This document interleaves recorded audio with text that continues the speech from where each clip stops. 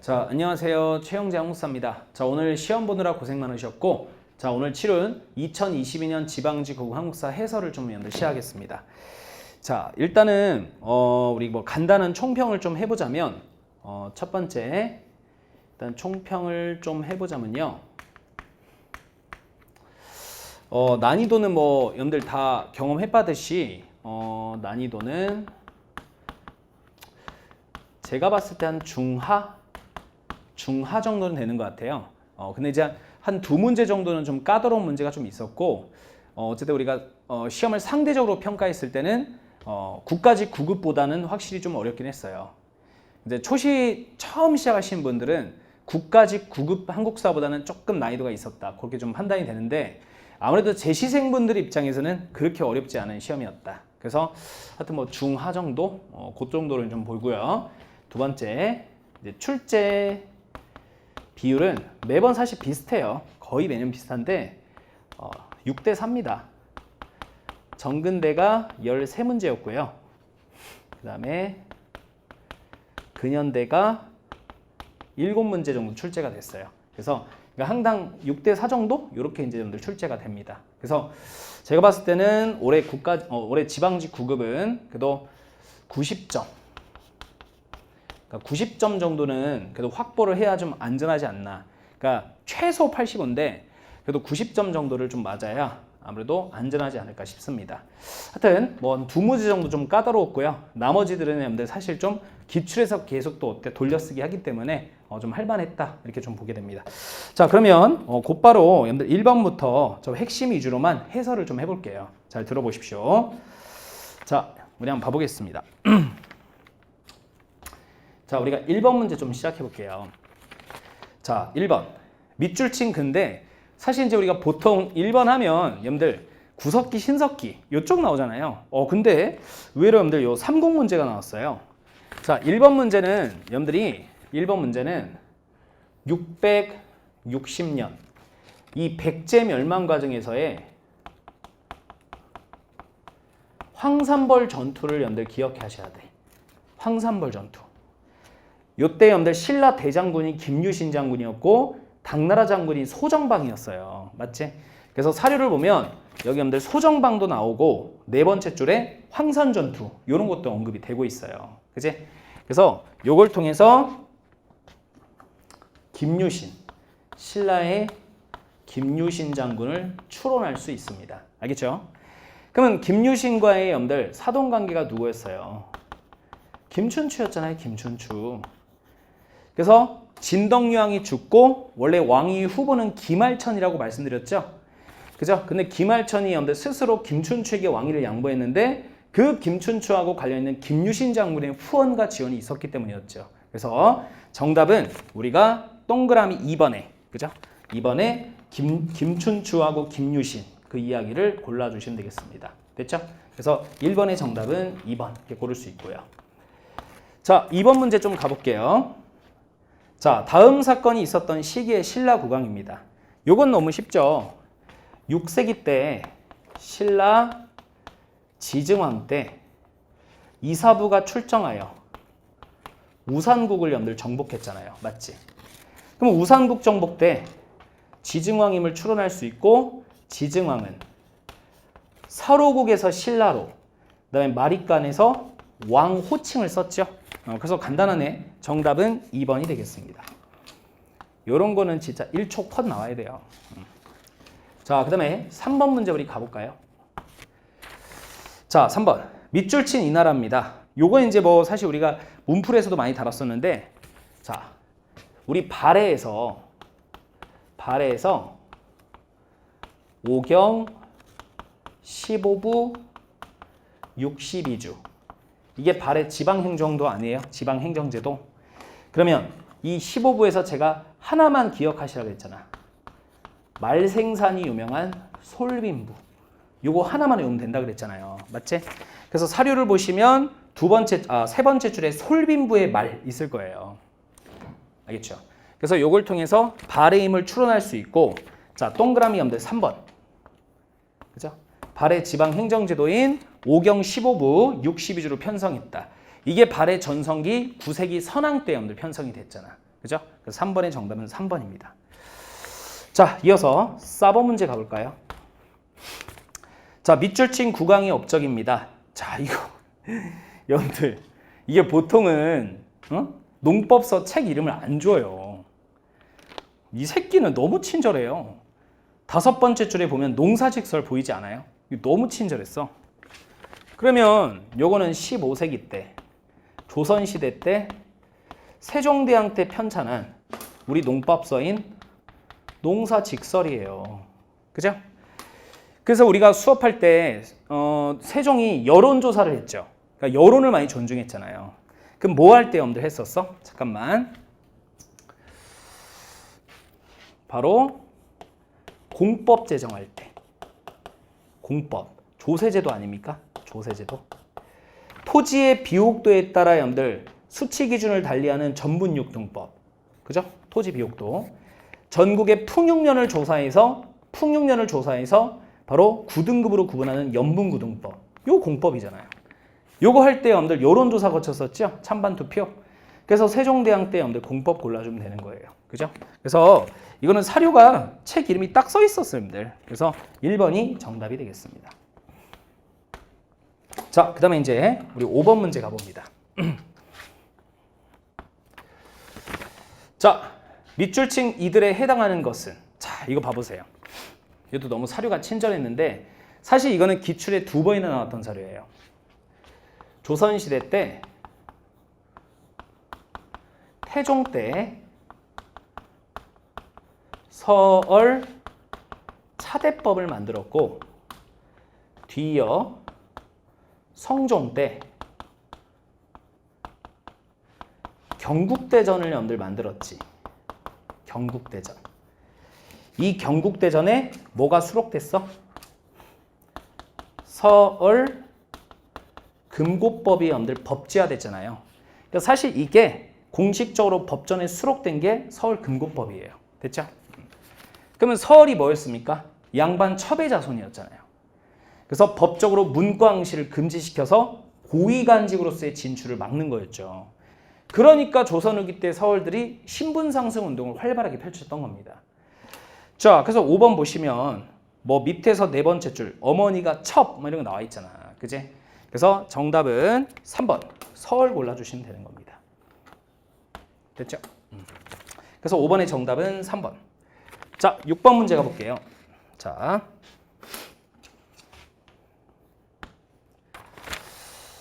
밑줄친 구강이 제2기간에 있었던 일로 옳은 겁니다. 요거는 고려시대 때 광종이 뭐였습니까? 왕권 강화를 위해서 공신과 호족들을 숙청했고 또 중국의 후조 출신 쌍기를 초빙해서 그의 건의로 과거제도를 시행하지 않았어요? 그러면 이 사료에 2번째 줄에 쌍기 나와 있잖아요. 쌍기. 그러면 우리 광종 때 대표적인 여러분들 왕권 강화 제도가 뭐였어? 노비 안건법이었잖아요. 노비를 조사하여 풀어주다. 맞죠? 그래서 이걸 가지고 호족들과 공신들의 군사적 경제적 기반을 약화시켰습니다. 그래서 광종의 업적이죠. 1번입니다. 1번. 이게 지금 딱딱딱딱 떨어져요, 여러분들. 딱딱딱딱. 자, 7번 가볼게요. 자, 다음 글은 어떤 사건이 일어났을 때 발표됐는가? 자, 봐보세요, 여러분들. 1960년 4대 정부통령 부정선거 일으켰던 게 이승만이었어요. 그래서 이 부정선거로 4.19 혁명이 전개됐고 곧바로 전개된 게 뭐였었지, 여러분들? 4월 25일 대학 교수단의 시국선언문이 있었잖아요.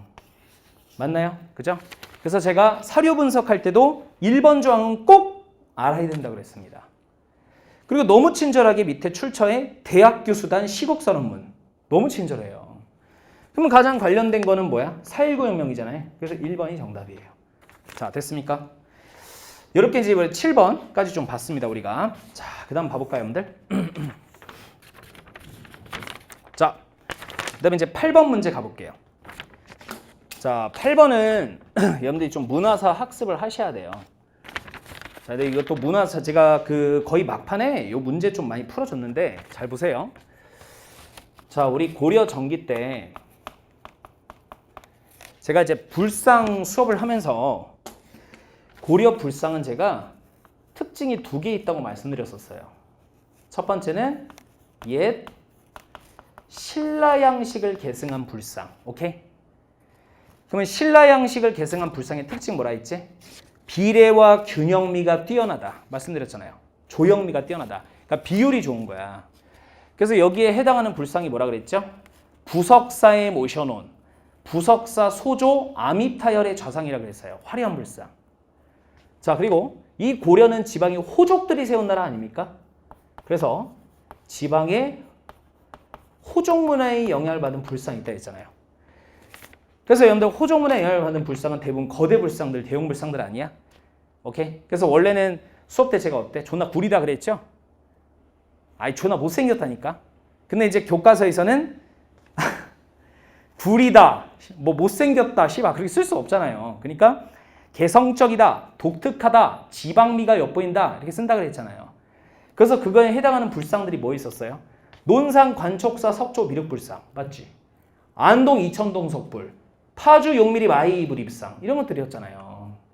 그럼 여러분들 지금 이 사료 보면 그런 불상들이 지금 서술이 다 돼 있으니까 고려시대인 거예요.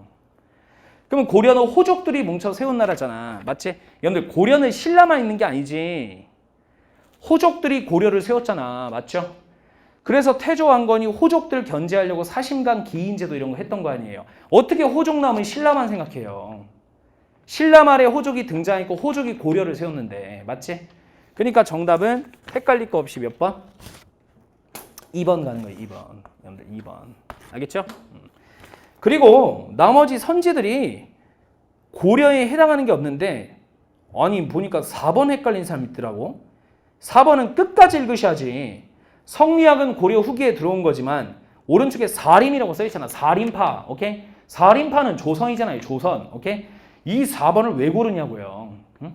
그러니까 이거는 문제를 똑바로 안 본 거예요. 똑바로. 그냥 고려 후기 때 성리학 들어옴. 4번 성리학. 이렇게 보는 거예요. 본인이 실수한 거예요. 실수한 거야. 알겠죠? 이런 거 가지고 어렵다고 하면 안 되죠. 여러분들. 문정권 시험장에서 문제는 선지를 끝까지 읽으셔야 되는 거예요. 그거 가지고 틀리면 안 돼. 그럼 영원히 그 사람은 합격 못 해요. 그러니까 계속 연습을 하셔야 되는 거예요. 연습을. 끝까지 읽는 연습. 됐죠? 자, 이렇게 좀 보시면 되겠습니다. 자, 9번 갑니다. 야, 이 9번 문제가 원래 어려워야 되는데 되게 사실 중요한 문제거든요. 근데 너무 쉽게 냈어요. 너무 평이하게 내가지고 이런 거에서 원래 변별을 해야 되는데. 자, 역사서 문제입니다. 자, 일단은 기억부터 좀 보면 기억은 김부식의 삼국사기예요. 삼국사기. 여러분들 김부식의 삼국사기는 합리적 역사서야. 그리고 삼국부터 쓴 역사책이에요. 특히 신라 위주로. 그러니까 당연히 이 책에는 단군 신화가 수록되어 있지 않고 제가 수업 때 많이 말씀드렸죠. 우리나라 역사상 최초로 단군, 그냥 단군이 아니야, 여러분들. 단군 신화 이야기를 넣은 책은 이련의 삼국유사라고 그랬어요. 오케이? 그래서 여러분들 당연히 기억은 틀린 거예요. 틀린 거예요. 자, 그 다음에 니은. 자, 이규보의 동명왕편. 동명왕이 고구려 시조 주몽이잖아요. 주몽. 그래서 이규보의 동명왕편은 고구려 계승의식이다. 아, 당연히 맞죠. 당연히 맞죠. 그죠? 그 다음에 자, 조선 후기 때 안정복의 동사강목. 책 이름에 서체가 써있다, 여러분들. 동사강목이잖아. 강목. 오케이? 그러면 기사분말체가 아니고 여러분들 무슨 체야? 강목체죠. 알겠죠? 강목체. 동사강목 써 있어요, 지금. 강목체입니다. 그 다음에 유득공의 발에 관한 남북군이 너무 많이 나오잖아요. 그래서 유득공의 여러분들 맞는 말이죠. 그지? 그래서 정답은 3번. 그래서 너무 쉽게 냈어요, 이 문제. 자, 그 다음에 이어서 갑시다. 10번 문제 가보겠습니다. 자, 10번 문제. 자, 10번 문제. 자, 이것도 여러분들 사료에 키워드가 많이 들어가 있는데 제가 수업 때도 영조하고 정조는 사실 우리가 이론 배울 때는 되게 양이 많아요. 근데 영정조는 항상 쉽게 낸다고 말씀드렸었죠. 항상. 자, 그래서 요거는 이제 18세기 조선 후기 때 영조대왕의 여러분들 탕평이에요. 영조대왕의 탕평. 그래서 이제 우리가 사료를 보면 첫 번째, 두 번째 줄에 탕평이라는 표현 보이죠? 그리고 군포 문제를 해결하는 균역법도 보이고요. 청계천 준설도 나왔잖아요. 그래서 영조 때 국가적 사업으로 지금의 국정교과서와 같은 여러분들 문학 백과사전이 편찬됐나 그랬지? 그게 뭐라 그랬습니까? 이거는 여러분들 그냥 왕만 알면 돼요. 동국문헌 비고가 편찬됐다. 이것도 기출에도 한 5번 나왔던 거죠. 1번의 장용령은 정조에 침입이 되고 나선정벌은 효종 때잖아요. 효종 때. 러시아하고 청나라 싸움에 개입했잖아요. 홍경래는 19세기 순조 때잖아요. 맞지? 그러니까 간단했어요. 정답은 4번. 이렇게 되겠습니다. 자, 됐죠? 자, 우리 바로 11번 갑시다. 자, 11번. 자, 이거 11번 문제 잘 볼게요. 자, 을미사변과 러일전쟁 사이입니다. 자, 우리 을미사변은 1895년 일본이 일으켰었던 명성황후 시해 사건이었습니다. 그리고 러일전쟁은 1904년에 터졌죠. 그러면 지금 출제자는 요 시기에 들어갈 수 있는 걸 물은 거예요. 을미사변, 아간파천. 아간파천을 계기로 독립협회 결성, 독립협회와 관련된 독립문 건립, 독립신문 창간 이런 거 배웠었죠. 그러면 1번 보세요. 독립문이 건립됐다. 독립협회와 관련된 독립문은 1896년에 착공해서 1897년에 완공된 건축물이에요. 오케이? 그냥 이것만 알아도 풀리는 거예요. 을미사변, 아간파천, 독립협회. 오케이? 순서만 알아도 푸는 거죠. 그래서 정답은 1번이 됩니다. 됐어요? 넘어갈게요. 자, 그 다음에 이제 12번 가볼게요. 자, 여기 이제 사료가 좀 특이했는데 이론 수업 때 사실 뭐 저만 한 게 아니고 모든 사람이 안 알려줄 수가 없어요. 왜냐면 폐가 입진에 대해서 여러분들 말씀드리려면 이야기를 무조건 해야 되거든요. 자, 그래서 12번에서 보세요. 우리가 공민왕 할 때 이렇게 배웠었잖아요. 여러분들. 공민왕 할 때 공민왕이 신돈집에 갔을 때 신돈집에서 일하는 반야라는 여성이 있었잖아요. 그래서 이 공민왕과 반야 사이에서 태어난 그 이후에 왕으로 즉위한 사람이 누구였죠? 우왕이었었잖아요. 우왕. 기억나시죠? 그래서 나중에 위화도 해군 이후에 이 우왕을 폐위시킬 때 그때 이제 앞세웠던 게 폐가입진 아니었습니까? 폐가입진. 우왕은 공민왕의 혈통이라 볼 수 없고 신돈의 혈통이다. 뭐 이렇게 주장하면서 여러분들 쫓아냈잖아. 그렇게 하면서 여러분들 배웠던 거예요. 자, 그리고 우왕 때쯤에 자, 이 몽골족이 세운 원나라를 신흥국이었던 어느 나라? 명나라가 여러분들 제압을 했죠. 근데 명나라가 우왕한테 뭘 요구했어요? 천령이 여러분들 설치를 통보했지. 천령 이북당 내놔라. 그래서 최영 장군이 요동정벌을 외쳤지만 이성계가 4대 불가를 외치게 됐고 끝내 위화도 해군으로 최영을 제거하고 권력을 잡았었어요. 맞지? 그래서 이제 이 사료는 잘 보면 그런 이제 반야 이야기도 나오게 되겠고 사실 여러분들 봐봐. 4번째 줄에 공민왕이 죽은 뒤 올라갔어요. 그러니까 이거는 이 이야기를 알면 더 쉽기도 하고 공민왕 다음에 우왕이란 건 다 아시잖아요. 그죠? 그러니까 사실 우왕 때 고르면 4번이 되는 겁니다. 4번. 됐어요? 함정선지는 3번 같은 거예요. 함정선지는 3번. 3번은 공민왕 자체잖아요. 맞지?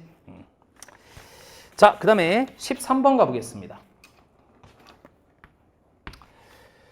자, 13번. 1920년 일본이 회사령을 철폐해요. 그래서 신고제로 바꿨죠. 1923년에 일본이 관세 철폐령을 내립니다. 그래서 우리나라에 일본 자본주의가 엄청나게 유입돼요. 일본 자본들이. 그래서 이에 저항하고자 평양 출신이었던 비타협정 민족주의자, 조만식이 물산 장려운동이라는 걸 전개했었어요. 맞지? 그래서 13번에 조선물산을 가운데 써 있잖아요. 물산 장려운동이에요. 그러면 조반식은 비타협정 민족주의 계열인 우파예요. 우파. 오케이? 근데 이거 우리 한계점 있지 않았어? 한계점? 이때 국내에 유입되었었던 사회주의자들은 여기 참여했어요? 여러분들 비판했어요? 비판했잖아요. 이것도 기출 많이 나왔지. 이게 여러분들 물산장려운동의 한계점이었지. 그러니까 이 물산장려운동은 실질적으로 우리 경제적으로 불우한 자들에게는 도움이 되지 않는다는 거야. 그래서 사회주의자들이 이를 비판하고 불참했던 게 한계점이었습니다. 그러니까 이제 정답은 3번이 되는 거예요. 자, 됐죠? 14번 갑니다. 자, 14번. 자, 다음과 같은 대통령 이제 선출 관련된 헌법을 몰아왔는데, 자, 문제를 잘 봐보시면 거기 뭐라 써 있죠? 통일, 주체, 국민회의를 만들어서 여기서 대통령을 간선한다 돼 있어요. 그럼 여러분들 알고 있는 뭐야? 1972년에 추진했던 제7차 개헌, 바로 유신헌법이 되겠습니다. 유신헌법. 오케이? 그러면 유신헌법 때 혹시 대통령은 임기가 몇 년이었을까요? 6년이었었잖아요. 맞지? 6년. 그리고 중임 제한이 없었죠? 대통령 횟수 제한이 철폐됐어요. 근데 우리 동그라미 2번 보시면 대통령의 임기는 7년으로 하되 중임할 수 없다. 그러니까 2번이 틀린 거예요, 여러분들. 됐죠? 그럼 2번 선지는 뭘까? 신군부 출신 전두환의 1980년 8차 개헌이에요. 8차 개헌. 대통령 선거인단에 의한 간선제, 그리고 대통령 7년, 그리고 단임제. 이게 여러분들 전두환의 8차 개헌이었잖아요. 그래서 14번의 정답은 바로 자 2번이 되겠습니다. 15번 가보겠습니다. 15번. 다음 사건을 시기순으로 바르게 나열하시오. 자, 일단은 라부터 보시면 라. 427년 고구려의 장수왕이 남진 정책을 하면서 평양으로 천도했어요. 맞지? 자, 그 다음에 다입니다. 난가? 그죠? 나죠? 다지. 다죠, 다. 그리고 당시 백제 5세기였던 계로왕을 장수왕이 죽였잖아요. 계로왕을 죽이고 그 계로왕의 아들이었던 문주왕이 475년 백제 수도를 새로운 웅진 공주로 천도했던 거예요. 오케이? 그래서 어차피 이 순서를 여러분들 잘 물어보기도 하잖아요. 맞지? 자, 그 다음에 이제 갑니다. 가. 근데 6세기 때 고구려가 내정이 굉장히 불안해져요. 그때를 올려서 신라 진흥왕과 백제 성왕이 연합해서 고구려를 쳐들어갑니다. 그래서 신라가 고구려가 차지하고 있었던 한강 상류 지역을 빼앗아 버려요. 그래서 한강 상류를 장악했단 말이에요. 그래서 건립한 게 무슨 비였었죠? 551년에 단양 적성비였어요. 오케이? 그러니까 가를 보면 그냥 한강이라 써 있으니까 상류로 해석할 수도 있는 거지. 근데 사실 신라가 가장 차지하고 싶었던 거는 이 바다랑 연결되는 한강 하류였단 말이에요. 근데 한강 하류는 원래 백제 거야. 그래서 백제를 배신하는 게 바로 유명한 554년에 관산성 전투였잖아요. 그래서 진흥왕이 백제 성왕을 죽이고 한강 하류를 빼앗은 다음에 555년에 북한산 순수비를 건립을 했던 겁니다. 오케이? 그러니까 사실 지금 보면 가와 나가 여러분들 순서가 좀 헷갈리긴 하는데 어차피 여러분들 밑에 1, 2, 3, 4 보기를 보면 풀 수 있게 줘버렸어요. 맨 앞에 걸만 알면 여러분들 풀 수 있습니다. 이 두 개를 바꿔놓지 못했잖아요. 바꿔놓지 않았잖아요. 오케이? 그러니까 간단하게 자 충분히 4번 고를 수 있었습니다. 아마 이거 두 개 바꿔놨으면 조금 논란이 있지 않았을까? 자, 생각이 좀 들긴 합니다. 자, 됐습니까? 자, 그 다음에 이제 16번. 야, 이게 조금 난이도가 있었어요. 이거. 아까 제가 난이도 있었던 건 두 개 정도라 했죠? 첫 번째 이거예요. 자, 근데 요거는 내가 사료를 가지고 거란과의 전쟁이란 걸 좀 캐치하고 1, 2, 3, 4를 봐도 충분히 여러분들 풀 수 있었어요. 충분히 난이도가 있었지만. 자, 일단 이거는 거란의 2차 치입 때야. 자, 거란의 2차 치입의 여러분들 진짜 이유는 어쨌든 고려가 송과의 관계를 끊지 않았기 때문이었어요. 그래서 이제 거란이 당시 뭘 명분 삼아 쳐들어왔죠? 목종 때 발생했던 깡조의 정변을 명분으로 자, 바로 깡조의 정변을 계기로 목종이 폐위됐고 현정이 올라갔잖아. 그걸 명분 삼아 강조를 처벌하겠다는 명분으로 쳐들어온 게 2차 침입이었죠. 맞죠? 그래가지고 이제 당연히 강조가 어때? 거란군과 맞서 싸웠지만 결국 통주전투에서 패했다고 배웠잖아요. 맞습니까? 그 사료예요. 거기 첫 번째 줄에 통주가 보이기도 하고, 자, 맨 마지막 줄 거란이 여러분들 그를 죽이기도 했대. 그러면 여러분들 봐봐. 헷갈린 선지가 지금 4번이다. 4번 보면 서희 나왔지. 여러분들 언제 서희가 여러분들 저렇게 전쟁에 참여해서 죽었지? 서희는 외교 담판해가지고 거란군 80만을 1차 때 돌려보낸 거예요. 언제 죽었어요, 서희가? 그치? 이건 그냥 거기 거란 써있고 밑에 4번에 거란 써있으니까 골라치는 게 아니에요. 사료를 잘 보고 배웠던 걸 종합해가지고 골라내시는 거예요. 오케이? 그래서 이게 4번 고르신 분들은 공부가 덜 된 거예요. 덜 된 거예요. 그냥 단어들만 여러분들 보고 스토리 자체를 공부를 아예 안 한 사람들이야. 그러니까 4번을 고르게 되는 거야. 자, 그래서 충분히 여러분들 이거는 정답 3번을 고를 수 있었다. 하지만 그래도 지금까지 봤던 문제들 중에서는 그래도 난이도가 확실히 있긴 있었던 거예요. 오케이? 자, 확 이렇게 한 방에 딱 골라지지가 않잖아요. 자, 이어서 갑니다. 17번.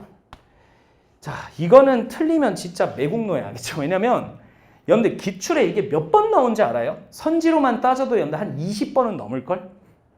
거기다가 지금 이 출제자는 너무 친절하게 성악 지묘라고도 써놨어요. 지금 사료에. 이거는 풀라는 거예요. 그냥. 빵점 방지야. 빵점 방지. 그러면 조선시대 때 누굽니까? 율곡 2잖아요. 율곡 2. 맞죠? 그래서 율곡 2는 동호문답, 그죠? 만원봉사 이런 개혁책들을 써가지고 나름대로 조선의 현실을 여러분들 발전시키를 강조했지. 그래서 간단하게 여러분들 정답은 몇 번? 2번인 거예요. 자, 됐습니까? 자, 18번 갑니다. 요게 이제 두 번째 굉장히 어려웠다. 이게 좀 어려웠다. 솔직히 저는 16번보다 18번이 조금 난이도 있다고 봐요. 알겠죠? 왜냐면 솔직히 이제 이렇게 공부하면 힘들죠. 응? 아니, 우리가 이제 국사만 공부하는 건 아니잖아요, 여러분들. 1909년 북만주 하얼빈 기차역에서 안중근이 초대통감 이토 히로미를 저격했다. 그러니까 딱 이 문장만 딱 공부하는 사람들도 없다고 볼 수는 없어요. 왜냐면 그렇게 공부해도 맞출 수 있는 문제도 많았기 때문에. 그러니까 이렇게 본 사람들은 아무래도 이 문제가 당연히 어려운 거예요. 응? 그죠? 자, 그러면 아니 뭐 내 책에 있음 뭐 이 병이 야 이지랄하면 안 되는 거예요. 오케이? 그거를 정확하게 강사가 이 사람이 전직 장교였다는 거, 연해주에서 의병했다는 거, 이거 무조건 외워야 된다. 이렇게 강조하지 않았으면 그렇게 말하는 건 안 되지. 근데 대부분의 여러분들 그냥 1909년 이렇게 하고 말잖아요. 그죠? 그러다 보니까 이게 조금 그래도 난이도가 있었던 것 같아요. 제가 봐도. 자, 어쨌든 좀 18번 이건 사료를 제가 한번 읽어보겠습니다. 자, 오늘날 사람은 모두 법에 의하여 생활하고 있는데 실제로 사람을 죽인 자가 벌을 받지 않고 생존을 돌리는 없는 것이다. 어쨌든 이 사람은 그죠? 그를 저격했으니까 이토를. 나는 한국의 의병이며 의병 동그라미. 자, 이 사람은 전직 장교이자 의병 활동을 했던 사람이야. 그래서 의병을 하다가 초대 통감이었던 이토 히로부미가 러시아와의 협약 체결을 위해 러시아로 향하고 있다는 첩보를 듣고 자, 하얼빈 기차역으로 향해서 그를 저격한 거예요. 오케이? 그러니까 이런 스토리를 다 기억한 사람들이 아무래도 답을 확실하게 고를 수 있었던 거고, 자, 그게 좀 어렵다면 우리는 어쩔 수 없이 기역, 니은, 디귿리을을 조합해서 푸셔야 되는 겁니다. 자, 그러면 기역 볼게요. 일본에서 순국했다. 아니죠, 일단. 자, 일단은 여러분들 우리가 안중근이라고 치고 한다면 이분은 중국의 리순 과목에 체포돼서 옥중에서 동양평화론이라는 글을 써서 죽었잖아요. 맞지?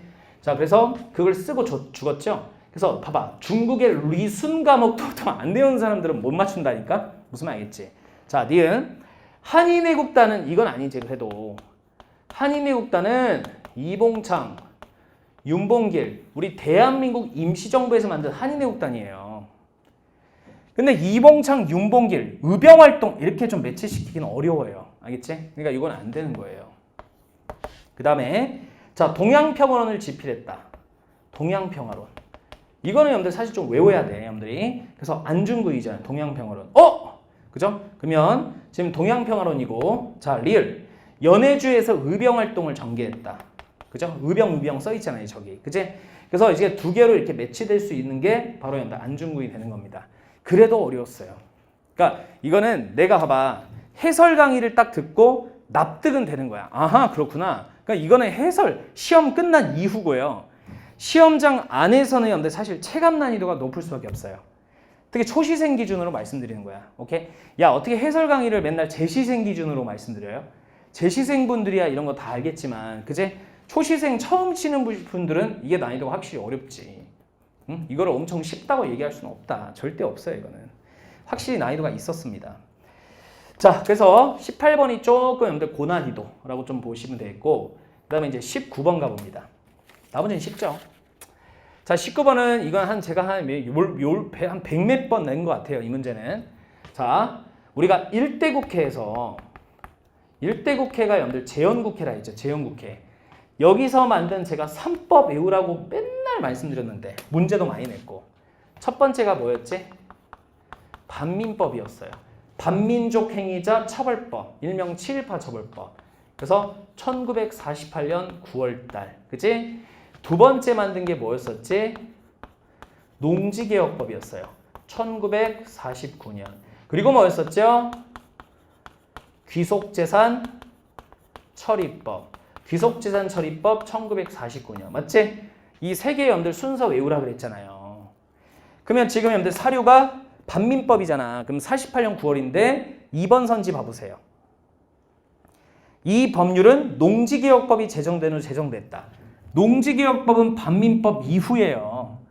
이거 하고 이게 아니고요. 됐습니까? 그래서 간단하게 자 2번 고를 수 있었어요. 이건 쉬웠습니다, 여러분들. 자, 그 다음에 이제 20번. 이건 좀 특이한 문제인데 이런 스타일의 문제는 처음 받았어요. 자, 1919년에 김원봉이 의열단이 설립했습니다. 의열단. 강도일본 기억나요? 강도일본. 역사학자 신채호가 1923년에 의열단의 선언문을 작성해 주죠. 조선 혁명선언문. 강도일본. 그지? 그러면 지금 여러분들 가는 김원봉이 되는 거예요. 의열단을 설립했던 김원봉. 가. 자, 신채호는 작성해 준 분이니까 나가 되는 겁니다. 오케이? 자, 1번. 자, 김원봉은 1938년 조선 의용대를 만들었고 요건 맞아. 근데 국호는 박혼식. 그죠? 박은식이잖아요. 박은식. 한국통사. 땡. 자, 2번. 자, 김원봉은 신흥무관학교를 세웠고 아니에요. 신흥무관학교는 신민회 출신이 만든 거야. 그리고 나는 조선 형평사를 만들었다. 와, 신채호가 여러분들 백정 출신이야? 자, 이거는 이학찬이에요. 땡. 자, 조선건국동맹은 여운형이 만들었죠. 그리고 식민상의 정체성 비판한 거는 사회경제학자 백남훈이잖아요. 4번. 자, 바로 의열단. 자, 김원봉은 황포군관학교에서 입교하여 훈련받았고 신채호는 1908년 대한매의 신보사에 똑사실론을 저술해서 우리 역사를 쓸 때 이전의 과거의 왕조 중심의 역사서술을 배제하고 민족 중심의 역사서술을 해야 된다는 외침을 했었죠. 그게 유명한 독사실론이었습니다. 그래서 정답은 4번 이렇게 고를 수 있었습니다. 알겠죠? 자, 그래서 우리가 이제 20문제 좀 이렇게 해설을 좀 해봤고요. 해설하면서 말씀드렸듯이 한 2개 정도가 난이도가 있었어요. 그래서 어쨌든 초시생 기준으로는 2문제 빼고는 충분히 가능했지만 그래도 최소한 90점 정도는 맞아야지 좀 안정적이지 않을까 이렇게 좀 조심스럽게 말씀을 드립니다. 자, 어쨌든 이 해설 강의 좀 들으시고 이렇게 문제가 나오고 난이도가 나왔거나 대략적으로 이제 가늠하시고 자, 앞으로의 이제 문제들을 여러분들 앞으로 이제 우리가 2023년 대비 있잖아요. 그거 이제 국가직이나 지방직 구급 대비에 활용하시거나 또 이제 좀 뭐 95점, 100점 이렇게 맞으신 분들은 또 이제 어떤 다른 과목도 잘 보신 분들은 자, 앞으로 면접 준비도 하시고 알겠죠? 자, 앞으로 여러분들이 좀 이 문제를 여러분들 발판 삼아서 여러분들이 시험 준비에 좀 도움이 됐으면 좋겠습니다.